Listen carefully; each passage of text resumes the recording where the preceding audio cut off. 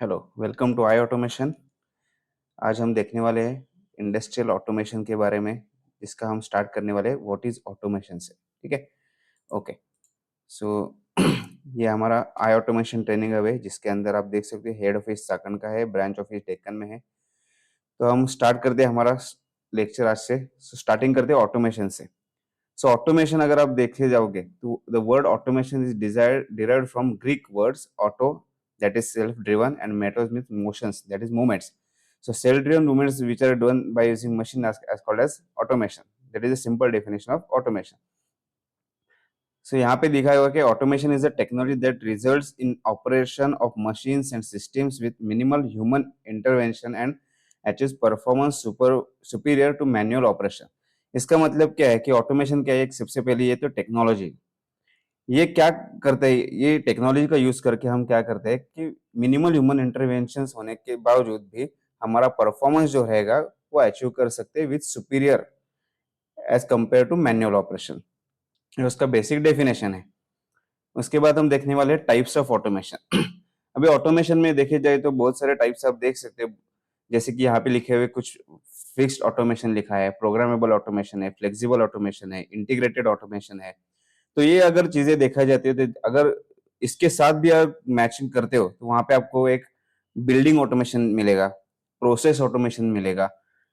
तो ये अलग अलग पार्ट्स में आपका हर एक चीज में ऑटोमेशन चलता रहता है। तो बेसिकली फिक्स्ड ऑटोमेशन में क्या होता है? डिस्टिलेशन प्रोसेस है, कन्वेयर्स है, पेंट शॉप्स आते हैं, ट्रांसफर लाइन्स आते हैं। सेम प्रोग्रामेबल ऑटोमेशन में आते हैं बैच प्रोसेसेस, मास प्रोडक्शन आते हैं। फॉर एग्जाम्पल उसके लिए स्टील रोलिंग मिल्स है, पेपर मिल्स है। फ्लेक्सिबल ऑटोमेशन में अगर एग्जांपल देखना चाहते हो तो वो आता है हमारे इनवेरिएबल कंप्यूटर कंट्रोल्ड सिस्टम्स। और इंटीग्रेटेड ऑटोमेशन में आता है advance process automation system and computer integrated automation manufacturing. उसके बाद में देखेंगे एडवांटेजेस ऑफ ऑटोमेशन। अभी ये बहुत इंपॉर्टेंट चीज होती है कि हम ऑटोमेशन क्यों यूज करते हैं। तो अगर हमें ये यही पता नहीं कि ऑटोमेशन क्या है, उसको यूज क्यों करना है, तो हम इसके बारे में कुछ सीख नहीं सकते। तो अभी हम देखने वाले ऑटोमेशन का डेफिनेशन तो हमने देख लिया कि ऑटोमेशन क्या है। तो उसका अगर सिंपल एग्जांपल भी अगर हमें देखना है तो जैसे कि पुराने जमाने में जब ऑटोमेशन नहीं था तो उस टाइम पे अगर हमें गर्मी वगैरह लगती तो हम क्या करते थे? तो एक कोई न्यूज़पेपर वगैरह पकड़ के ऐसे हाथ हिला के हम उसको हवा लेते थे।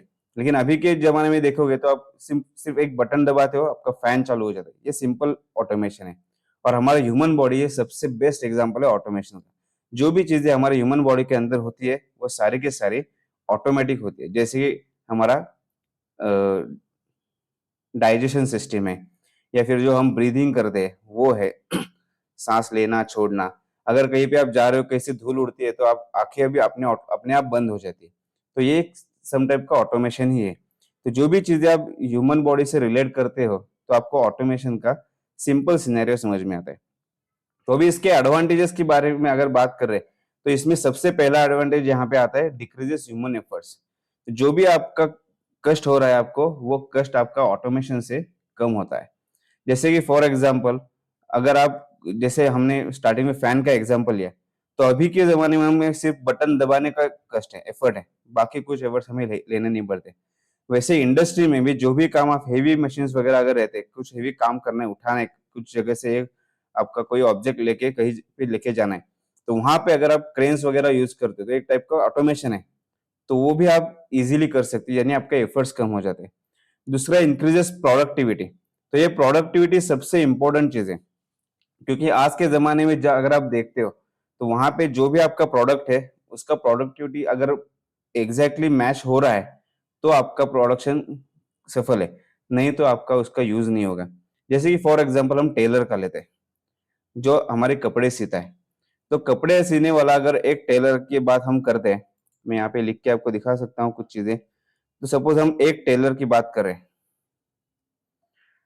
तो वो एक टेलर अगर सपोज फॉर एग्जांपल एक शर्ट सीने के लिए लेता है, तो उसको शर्ट सीने के लिए हमें टाइम देना पड़ता है। तो हम हमें बोलता है हम लगभग आप 3 से 4 दिन के बाद आ जाओ।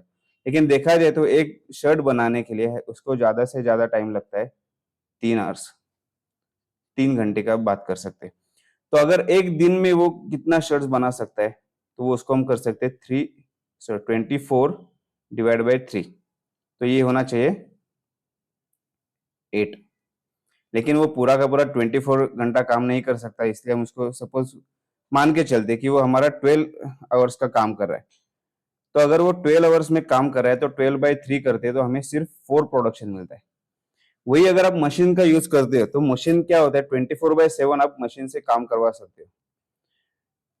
वही काम जो एक आदमी 3 घंटे में करे वो सपोज 1 घंटे में काम कर रहे हैं मशीन, तो हम एक दिन का पूरा का पूरा कैलकुलेशन निकाल के देख सकते हैं, तो वो होता है हमारा 24।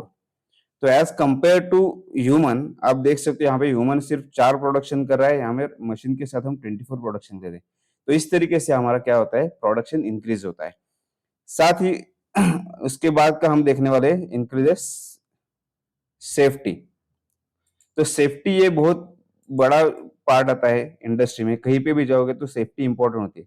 और जनरली दो टाइप की सेफ्टी इंडस्ट्री में यूज की जाती है। एक तो होता है हमारा पर्सनल सेफ्टी और दूसरा होता है मशीन सेफ्टी। तो पर्सनल सेफ्टी में हम जो किट्स वगैरह यूज करते हैं, जैसे कि हमारा गॉगल्स वगैरह होते हैं, गॉगल्स है, हैंड ग्लोव्स है, इस तरीके से कुछ चीजें होती है। साथ साथ जो हम इसके अंदर जो कंपोनेंट्स यूज करते हैं उसकी वजह से हमें कोई भी ह्यूमन को स्पेसिफिक काम के लिए प्लांट में जाने की जरूरत नहीं होती। जैसे कि फॉर एग्जांपल आपका केमिकल प्लांट है, जिसके अंदर आपका केमिकल का टैंक है, जिसके अंदर सपोज एसिड है, और वहां पे आपको लेवल मेजर करना है, तो वहां पे अगर आप जा रहे हो तो आदमी का अगर पैर फिसल के भी वो इसके अंदर गिर गया तो भी जल के पूरा खाक हो सकता है, हमें उसका हड्डी भी नहीं मिलेगा। तो वो थोड़ा सा हैजार्डस कंडीशंस आते हैं। तो अगर आप ऑटोमेशन का यूज करें तो उसमें से कोई स्पेसिफिक कंपाउंड वहां पे यूज होता है, उसकी वजह से आपको मैनुअल को कोई भी वहां पे जाने की जरूरत नहीं पड़ती। तो आपका पर्सनल सेफ्टी अचीव हो जाता है। साथ साथ मशीन सेफ्टी इस तरीके से अचीव करते हैं, जैसे कि मानो कि आप कुछ काम कर रहे हो कंपनी में और आपने एक मशीन वहां पे इंस्टॉल किया है। वो मशीन का मेंटेनेंस कब करना है, कैसे करना है, ये आपको पता है। आपने लगभग 10 साल उसके ऊपर काम किया है, वो सेम एज इट इज आपने मेंटेन रखा है। लेकिन आप जब उसका कंपनी को छोड़ रहे हो और उस टाइम पे उसका मेंटेनेंस का वगैरह जो कुछ भी डेटा है वो आपने हैंड ओवर नहीं किया है, तो उस आपके बाद जो वहां पे ज्वाइन करने वाला बंदा होगा उसको ये पता नहीं चलेगा कि उसका सेफ्टी कैसे करना है, मेंटेनेंस कैसे करना है, और वो उसको ध्यान नहीं देगा और वहां पे कुछ ना कुछ एरर्स आ सकते हैं, कुछ ना कुछ कुछ प्रॉब्लम्स भी आ सकते हैं मशीन के अंदर। और अगर मशीन का प्रॉपर मेंटेनेंस नहीं तो काम अच्छे से नहीं करेगा और वहां पे कुछ ना कुछ एक्सीडेंट्स भी हो सकते हैं। तो इसीलिए स्काडा और एचएमआई में उसके लिए एक अलार्म जनरेट करके रखते हैं, ताकि जब भी आपका मशीन का मेंटेनेंस आएगा तो उसका मेंटेनेंस अलार्म बजेगा, साथ साथ आपको वो कौन से मशीन का मेंटेनेंस आ रहा है वो आपको स्क्रीन पे दिखता है। तो आप उसको चेक करके उसके अंदर पूरा का पूरा डेटा सेट करके रखा जाता है कि आपका इंस्टॉलेशन डेट कौन सा है, उसके बाद उसको मेंटेनेंस कब किया है, उसके अंदर से कौन से पार्ट्स को आपने चेंज किया है, रिप्लेस किया होगा। तो ये सब चीजें आपको उसके अंदर मिल जाती है। तो इसमें आपको ये फायदा हो जाता है कि आपको किसी के ऊपर डिपेंड नहीं रहना पड़ता। तो ये हो गया स्काडा से, जैसे ऑटोमेशन से हमारा सेफ्टी इंक्रीज होता है। उसके बाद है क्वालिटी। अभी क्वालिटी ये इंपॉर्टेंट चीज क्यों होती है, जो भी आप प्रोडक्ट खरीदते हो तो आप उसके ऊपर सबसे पहले ये चीज चेक करते हो इसका क्वालिटी कैसे है। लेकिन ये क्वालिटी डिपेंड किसके ऊपर होता है, तो ये डिपेंड होता है कस्टमर्स के ऊपर। जो भी उसको यूज कर रहा है उसके ऊपर ये डिपेंड है। अगर आप खुद बना रहे हो कोई प्रोडक्ट, आप क्या बोलोगे, आप 100% क्वालिटी अच्छा है, लेकिन इसको जो यूज करने वाला रहेगा वो बताएगा आपका उसका क्वालिटी कैसा है। अगर आपने वो प्रोडक्ट 100 लोगों के बेचा है और 100 लोगों में से किसी ने भी आपको उसका रिपोर्ट नहीं दिया, तो आप क्या मान के चलोगे कि आपका जो भी प्रोडक्ट है वो सबसे बेस्ट क्वालिटी का है। लेकिन उसमें से जब आपको उसको फीडबैक लोगे तो आपको उसमें पता चला कि आपके प्रोडक्ट में क्या क्या कमियां हैं, और उसके ऊपर आप कुछ ना कुछ काम करते जाओगे। तो अभी ये क्वालिटी जो है ये इंक्रीज कैसे होती है ऑटोमेशन से। अभी जो भी आप मैन्युअली काम करते हो, एक सिंपल एग्जांपल लेते हैं चाय बनाने का। तो आप खुद जब चाय बनाते हो हर रोज आपको सेम क्वालिटी का चाय नहीं मिलेगा। कुछ कुछ में आप कभी कभी क्या होता है, आपका जो चाय पत्ती है वो थोड़ा सा कम हो सकता है, ज्यादा हो सकता है, शुगर कम हो सकता है, ज्यादा हो सकता है। अगर आपका कोई दोस्त है तो उसके लिए आप बढ़िया बनाते हो, अगर कोई आपका दुश्मन आएगा तो उसके लिए आप शुगर की जगह पे वहां पे जल्दी जल्दी में नमक भी डाल सकते हो। लेकिन वही आप मशीन से करते हो। जो आपने लिप्टॉन वगैरह देखा होगा, कॉफी मशीन होती है जिसके अंदर आप सिर्फ प्रोग्राम करके रखते हो और एक जब बटन दबाते हो आपको पूरा का पूरा चाय या कॉफी वो रेडीमेड मिल जाता है। तो उसमें क्या होता है, उसके अंदर के इंग्रेडिएंट्स तो चेंज नहीं होते जो भी रहेगा सेट किया रहेगा सेम एज इट इज रहेगा। आपको सिर्फ बटन दबाना है, तो आपका एफर्ट्स यहाँ पे भी कम हो गया, साथ साथ उसका क्वालिटी जो आज के दिन आप ले रहे हो वही आप 100 दिन पहले भी लिया होगा, उसके बाद 10 साल के बाद भी देखोगे तो वही आपको सेम क्वालिटी देगा। तो ये एडवांटेज है ऑटोमेशन का, ये ऑटोमेशन से आप अचीव कर सकते हो। उसके बाद लास्ट पॉइंट है हमारा एडवांटेजेस का, वो कॉस्ट रिड्यूसेस। तो रिड्यूसेस कॉस्ट जब हम बोलते हैं तो सबसे पहले इंपॉर्टेंट चीज आती है कि पीएलसी का जो कॉस्ट है वो कॉस्ट देखिए जाए तो जिसके अंदर हम पीएलसी जो यूज कर रहे हैं, तो पीएलसी जब यूज करते हैं तो पीएलसी का कॉस्टिंग वन टाइम जो बोलते हैं हम इसको, ये लगभग हमारा 1 लाख से ज्यादा भी चले जाते हैं। सपोज मान के चलते हैं हम 1 लाख कॉस्ट है साथ साथ उसके साथ अगर स्काडा एचएमआई आप यूज कर रहे हो तो उसका भी लगभग आपका 1 लाख का पूरा पैकेज आ सकता है। फॉर एग्जाम्पल की हम अगर मान के चलते हैं, जो मशीनरी है वो आपका लगभग 1 करोड़ तक का मशीनरी है, ठीक है। साथ साथ इसके साथ आप उसका मेंटेनेंस वगैरह करते हो तो उसको भी हम इसी के अंदर मान के चले जाते हैं कि 1 करोड़ में सब कुछ हो रहा है। तो इसका अगर आप टोटल निकालते हो तो ये आपका लगभग 10 करोड़ में सबका सब कुछ प्लान चल रहा है,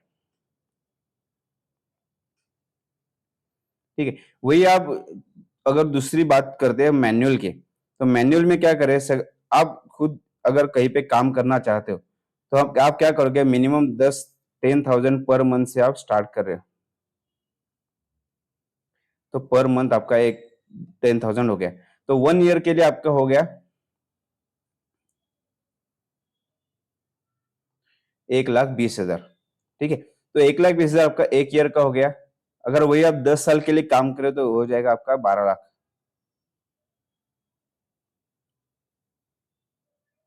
लेकिन आप पूरा का पूरा 10 साल के लिए आप सेम इसमें काम नहीं करोगे तो इसमें आपको इंक्रीमेंट वगैरह चाहिए, तो इसके लिए ऊपर और एक जीरो बढ़ा देते हैं हम। तो ये आपका एक 10 साल के लिए आपका ये सैलरी हो गया। लेकिन एक आदमी से पूरा का पूरा प्लान नहीं रन हो सकता है, उसके लिए आपको कम से कम 100 आदमी चाहिए। तो इसके ऊपर और दो जीरो हम बढ़ाते थे, तो ये हो गया 100 लोगों का। उसके साथ उसका मशीनरी वगैरह आएगा, मशीन तो लगेगा तो उसको ऑटोमेशन बाद में करेंगे हम, तो मशीन लगेगा उसका मेंटेनेंस लगेगा, तो इसमें जीरो आपके बढ़ते ही जाएंगे। तो ये जो कॉस्ट है और ये हमारा पीएलसी का जो कॉस्ट है, इसको अगर कंपेयर करते हो तो ये पीएलसी का कॉस्ट जो है हमारा कम रहता है एज कंपेयर टू मैनुअल। तो इस तरीके से कॉस्ट में रिडक्शन होता है ऑटोमेशन से। दूसरा एक चीज होती है हमें यहाँ पे, जो चीज हम यूज कर रहे हैं उसका रॉ मटेरियल। तो ये जो रॉ मटेरियल रहेगा, ये रॉ मटेरियल में सबसे ज्यादा कॉस्टिंग जाता है। तो ये रॉ मटेरियल का कॉस्टिंग हम यहाँ पे कैसे कम कर सकते हैं, जैसे हमने स्टार्टिंग में हमने टेलर का एग्जांपल लिया था। तो अगर आप मानो आपको एक शर्ट सिलना है तो आपको 1 मीटर कपड़ा चाहिए तो आपको टेलर बोलता है आपको 1.5 मीटर कपड़ा लेके आ जाओ, उसमें से लगभग 5.5 मीटर जो कपड़ा है वो वेस्ट जाता है। उसके दुकान में जाओगे तो आपको वहां पे बहुत सारे टुकड़े टुकड़े मिल जाएंगे। लेकिन वही आप मशीन से अगर काम करते हो ना तो वहां पे आपको 1 मीटर में ही आपका पूरा का पूरा कपड़े का शर्ट मिलेगा। तो वहां पे आपका 0.5 ये जो वेस्ट जाने वाला मटेरियल था वो सेव हो जाएगा, और जितना आपका रॉ प्रोडक्ट सेव हो जाएगा उतना आपका कॉस्टिंग कम हो जाएगा। तो ये इस तरीके से उसके एडवांटेजेस है।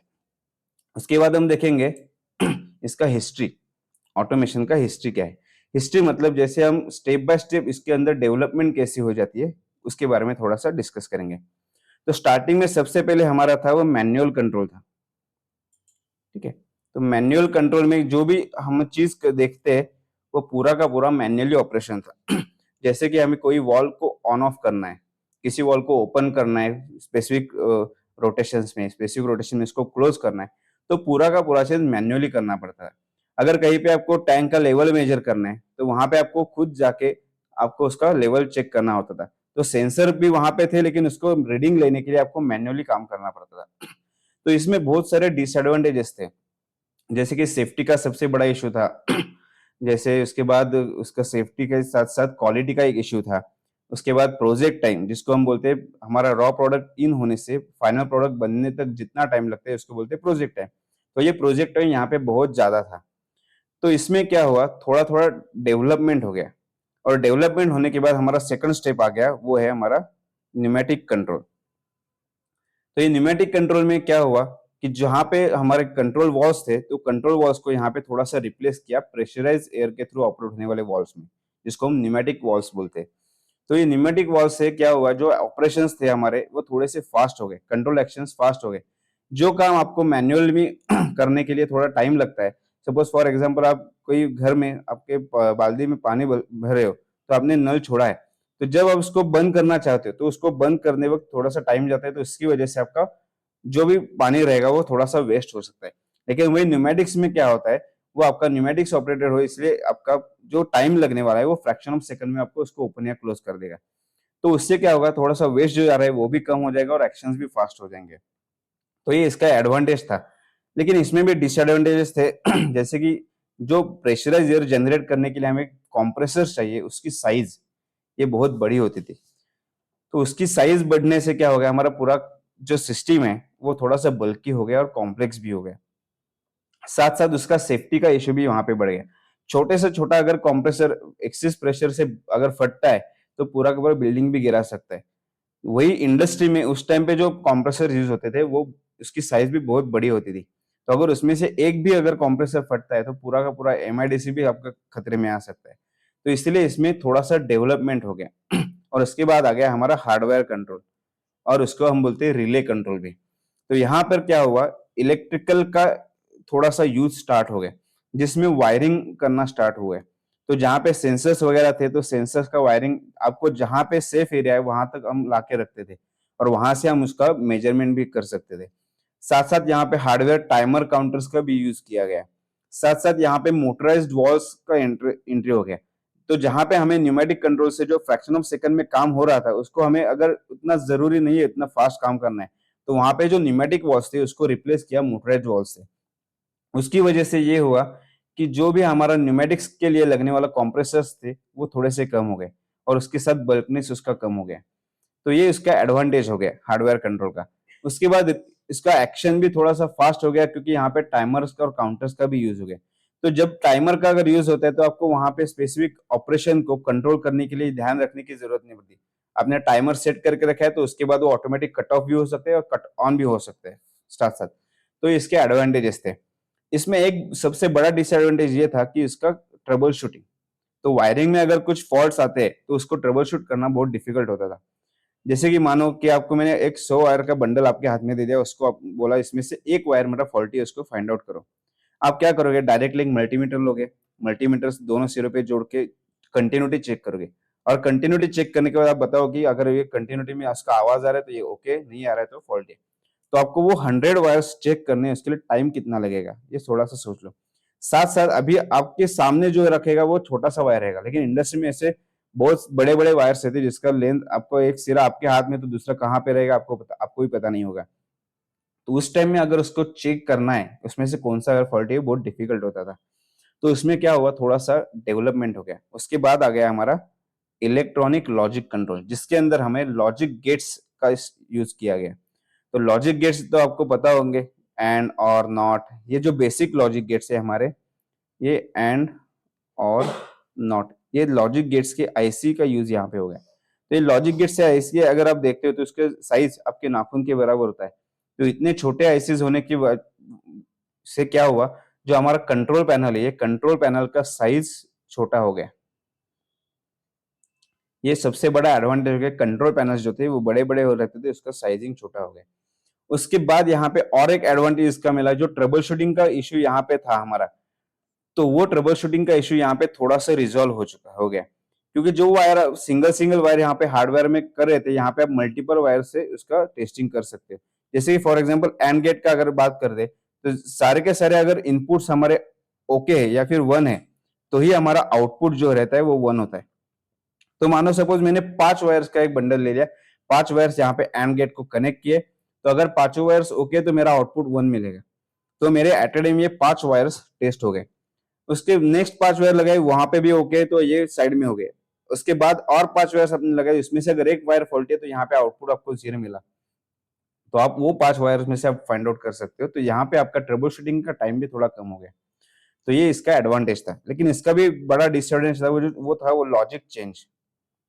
ये जो लॉजिक चेंज के लिए बहुत टाइम लेता था, ये चेंज करना डिफिकल्ट होता था। तो इसमें मानो कि आप एंड गेट में कुछ काम करे, आपको और गेट चाहिए, तो एंड गेट टू और गेट ये लॉजिक चेंज करना हार्डवेयर में बहुत डिफिकल्ट होता था। तो इसकी वजह से उसको टाइम ज्यादा लगता था, साथ साथ आपका पूरा का पूरा प्लांट का ऑपरेशन भी स्टॉप करना पड़ता था, इसलिए इसका प्रोडक्शन पे भी असर पड़ता था। तो इसमें थोड़ा सा डेवलपमेंट हो गया, और उसके बाद आ गया हमारा पीएलसी, प्रोग्रामेबल लॉजिक कंट्रोल।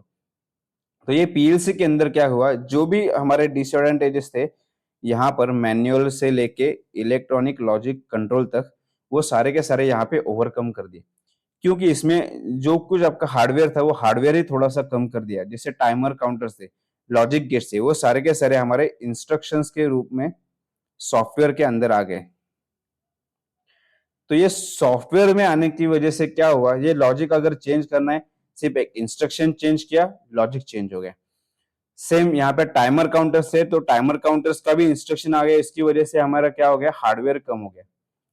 तो कॉस्ट भी उसके साथ साथ थोड़ा सा कम हो गया। हार्डवेयर में कॉस्ट ज्यादा लगेगा, सॉफ्टवेयर में आपको कॉस्ट नहीं लगेगा, तो इसकी वजह से कॉस्टिंग भी कम हो गया। उसके बाद इसको भी अगर अगर टाइमिंग वगैरह चेंज करना है तो आपको हार्डवेयर तक जाने की जरूरत नहीं, आप इससे प्रोग्राम में एक जगह बैठ के उसको चेंज कर सकते हो। तो ये उसका एडवांटेज हो गया। उसके बाद ट्रबल शूटिंग का जो इशू हमने देखा, तो सबसे ज्यादा हार्डवेयर कंट्रोल में था, उसके थोड़ा सा कम होकर इलेक्ट्रॉनिक लॉजिक कंट्रोल में आ गया, साथ साथ उसमें से और ज्यादा कम होके यहाँ पे पीएलसी में आ गया।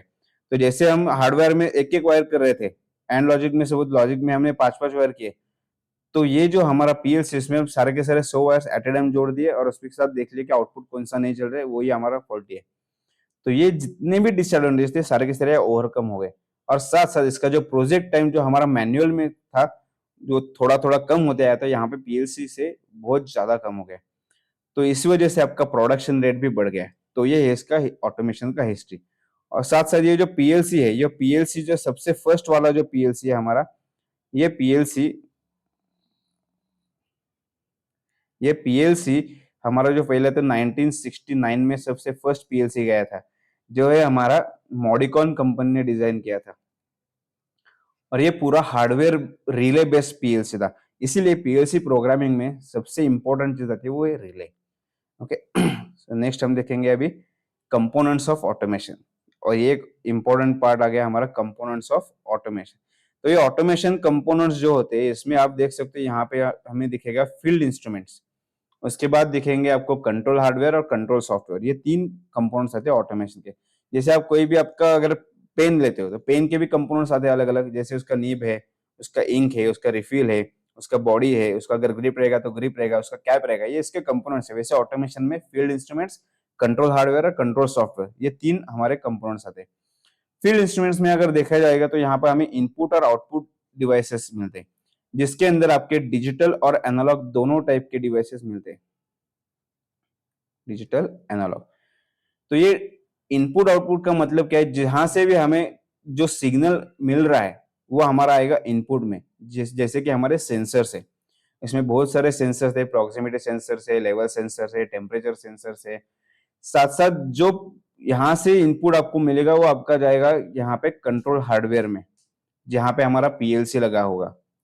ये पीएलसी से हमारा आउटपुट जनरेट होगा और वो जाएगा आउटपुट डिवाइसेस को, जिसके अंदर हमारे रहेंगे एक्चुएटर्स, मोटर्स, एक्चुएटर्स, एलईडीज वगैरह जो भी रहेगा वो यहाँ पे आएंगे। तो ये हमारे फील्ड इंस्ट्रूमेंट्स। अगर ये फील्ड इंस्ट्रूमेंट्स आपके पास नहीं है तो आपका ऑटोमेशन कुछ नहीं हो सकता, ये जीरो है ऑटोमेशन। लेकिन वही आप फील्ड इंस्ट्रूमेंट्स अगर आपके पास है तो आप ऑटोमेशन कर सकते हो। उसके बाद सेकंड पॉइंट है हमारा कंट्रोल हार्डवेयर, जिसके अंदर आते हैं माइक्रो कंट्रोलर, पीएलसी, डीसीएस और पीआईडी, ये चार आते हैं। तो माइक्रो कंट्रोलर आपका कॉलेज लेवल में हो जाता है, लेकिन ये इंडस्ट्री लेवल में यूज नहीं करते, क्योंकि इसका लाइफ जो है, ये लाइफ बहुत कम है। इसको आप 24/7 ज्यादा यूज नहीं कर सकते, तो उसको रिप्लेस कर दे हम पीएलसी से। तो ये पीएलसी जो हमें थोड़ा बहुत अभी देखा प्रीवियस साइड में, वो पीएलसी हम यूज करने वाले हैं, प्रोग्रामेबल लॉजिक कंट्रोलर। उसके बाद और एक आता है हमारा डीसीएस। तो ये डीसीएस का फुल फॉर्म है डिस्ट्रीब्यूटेड कंट्रोल सिस्टम। ये आपका मास्टर स्लेव, ये जो हम बोलते हैं मास्टर और स्लेव, ये मास्टर स्लेव तरीके से काम करता है। ये मतलब आपका एक पीएलसी ही यहाँ पे रहेगा, वो आपका एज ए मास्टर काम करेगा, और उसके साथ साथ अलग अलग बहुत सारे पीएलसी रहेंगे, वो उसके एज ए स्लेव काम करेंगे। मतलब जितने भी आपके स्लेव डिवाइसेस रहेंगे, उसका सारा का सारा डेटा आपका एक मास्टर में आएगा और पूरा कंट्रोलिंग मास्टर से चलता रहेगा। ये हो गया डिस्ट्रीब्यूटेड कंट्रोल सिस्टम। उसके बाद आता है एक पीआईडी कंट्रोलर आता है, प्रोपोर्शनल इंटीग्रेटेड डेरिवेटिव कंट्रोलर। तो ये जो है, ये प्रोसेस इंडस्ट्री में सबसे ज्यादा यूज होने वाला कंट्रोलर है। प्रोसेस इंडस्ट्री में आपको कभी कभी पीएलसी नहीं मिलेगा, लेकिन पीआईडी कंट्रोलर मिलेगा, क्योंकि इसका एक्यूरेसी बहुत ज्यादा है। प्रोसेस इंडस्ट्री में ये बहुत ज्यादा यूज होता है। लेकिन अभी पीएलसी में भी इतना डेवलपमेंट हो चुका है कि पीएलसी के अंदर ये पीआईडी कंट्रोलर का पूरा पूरा इंस्ट्रक्शन ही आ गया है। तो आपको पीआईडी का वहां पे हार्डवेयर लेने की जरूरत नहीं पड़ती। इतना एडवांस तक अभी पीएलसी भी हो चुका है। तो ये हो गए सारे के सारे कंट्रोल हार्डवेयर। उसके बाद आता है हमारा कंट्रोल सॉफ्टवेयर। तो आपने बहुत सारे सॉफ्टवेयर के नाम सुने होंगे, लेकिन कंट्रोल सॉफ्टवेयर ये नाम कहीं पे नहीं सुना होगा, क्योंकि आपने अभी तक जो काम किया होगा प्रोग्रामिंग सॉफ्टवेयर यूज किया होगा, डिजाइन सॉफ्टवेयर किया होगा, जैसे कि ऑटोकैड है, ई प्लान है, सॉलिड वर्क्स है, सॉलिड एज है, उस तरीके से। लेकिन ये जो सॉफ्टवेयर है इसको हम कंट्रोल सॉफ्टवेयर क्यों बोलते हैं? क्योंकि ये जो हमारा सॉफ्टवेयर जैसे कि स्काडा है, ये हमारे कंट्रोल हार्डवेयर को कंट्रोलिंग एक्शंस देता है, इसलिए वो हमारा कंट्रोल सॉफ्टवेयर है, क्योंकि कंट्रोलर को कंट्रोल करता है। ओके, सेम एचएमआई भी हमारा एक टाइप का हार्डवेयर प्लस सॉफ्टवेयर दोनों का कॉम्बिनेशन होता है। यहाँ पे देखोगे जैसे आप एटीएम मशीन यूज करते हो, वो हमारा एक टाइप का एचएमआई है। तो ये स्काडा एचएमआई जो है, इसमें डिफरेंस ये बड़ा है कि स्काडा पूरा पूरा सॉफ्टवेयर है और एचएमआई सॉफ्टवेयर और हार्डवेयर का दोनों का कॉम्बिनेशन है। तो स्काडा हमेशा रहता है हमारे कंट्रोल रूम में, और पूरा का पूरा प्लांट जितना भी बड़ा होगा, थाउजेंड्स ऑफ एकड़ में भी अगर आपका प्लांट रहेगा तो उसको आप स्काडा के थ्रू ऑपरेट कर सकते हो।